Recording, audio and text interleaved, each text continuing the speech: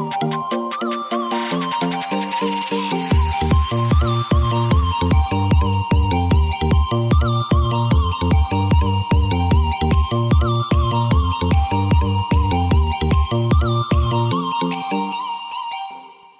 everyone, welcome to nursing tutorial. Today I am going to discuss about specimen collection.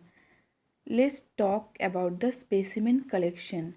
So before that I am going to tell you that what is specimen. Specimen may be defined as small quantity of a substance which shows the kind and quality of the whole.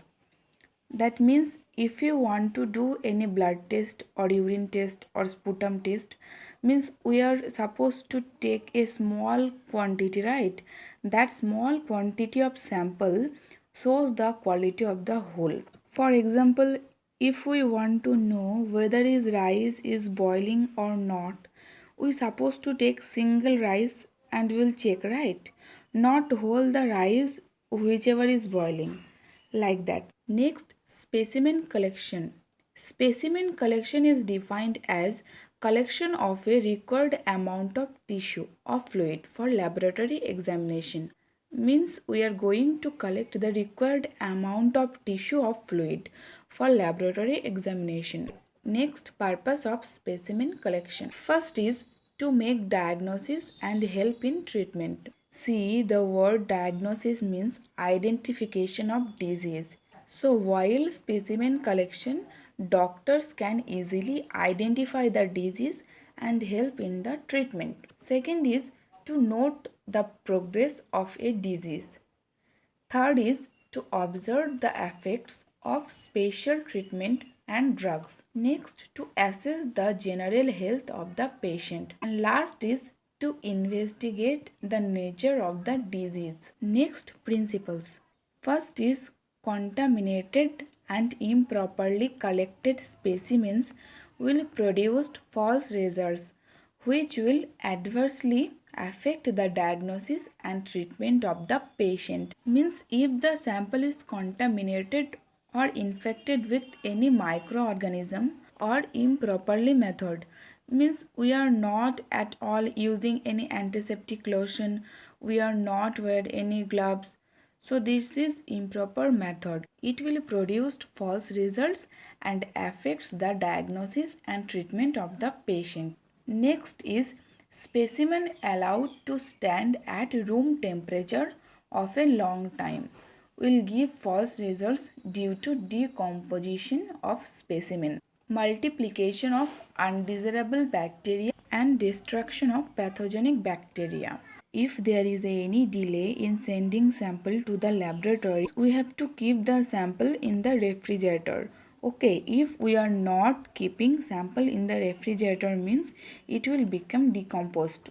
Next is blood chemistry is not uniform throughout the day. It varies with the food intake. Next, to accuracy and reliability of finding depend upon the correct method collection, transportation of the specimens to the laboratory and recording of reports. We have to collect the sample in the sterile procedure. Next, inaccurate results may lead the physician in the diagnosis and treatment of patients. Inaccurate results or false result may also lead the physicians to take wrong decisions and wrong diagnosis of the patient. And last is specimens serve as a media for transmission of disease, producing organisms to the personnel who handle them carelessly. Next, general instructions. First one, provide adequate explanations regarding the collection of specimens. Second is, ask the patient to wash the external genital area with soap and water, then rinse with water along before collecting urine specimen. Means before collecting urine specimen, we have to advise the patient to wash the external genital area with soap and water. After cleaning with soap and water, again the patient has to clean with plain water. Third is, equipment used for the collection of specimen should be clean and dry. Next, no antiseptic should be present in the specimen bottle. The urine collecting container should be dry and clean, and it should not contain any antiseptic lotion. Next, as far as possible, morning specimens should be collected. Specimens should be always fresh for the laboratory examination. Bacteria multiply in the room temperature, so the specimens which are not tested immediately are kept in the refrigerator because cold temperature inhibits the growth of bacteria. After collecting the sample, as soon as possible we have to send the sample for the laboratory. Otherwise, what will happen? It will become decomposed. If there is any delay in sending sample to the laboratory, we have to keep the sample in the refrigerator because cold temperature prevent the growth of the bacteria. Next, insist the patient and the personnel to wash hands thoroughly after handling the specimen bottles. Container should have a wide mouth to prevent spilling of the specimens on the outer side of the bottle. Containers of the proper size are used according to the nature of specimen. And last is label the container and send immediately to the laboratory. After collecting the specimen from the patient, we should clean the outer part of the containers.